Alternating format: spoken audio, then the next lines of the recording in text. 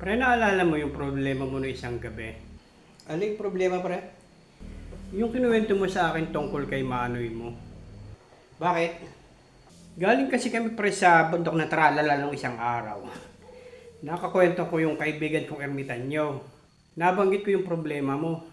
May sinabi siyang solusyon sa akin. Alam mo pre, yung bunga ng upo, yung bata pa. Di ba may balabalahibong kulay puti yun? Alisin mo yon ng kutsilyo, tapos ilagay mo sa langis ng niyog. Tapos yun ang imamassage mo. Effective daw yun, sabi nung. Pre, baka ano namang kalukuhan yan? O, ano daw side effect na yan? Wala daw siyang side effect. Ang kagandahan pa nun, pre, habang lumalaki yung upo, lalaki din yung manoy mo. Baka kalukuhan lang, pre, ano? Oo, effective daw yun, pre. May problema lang, pre, sabi nung kaibigan kong ermitanyo. Kailangan daw alagaan mo yung, bantayan mo yung upo. Kasi ang problema, pre,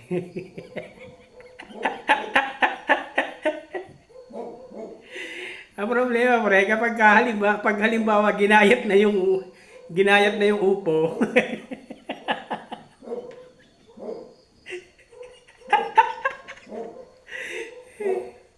magagayat din yung mani.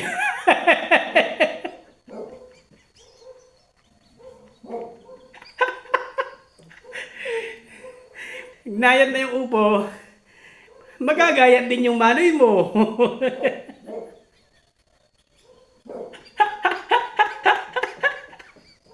Mapasin mo pre, nalalaglag na lang pera-pera sa iyo.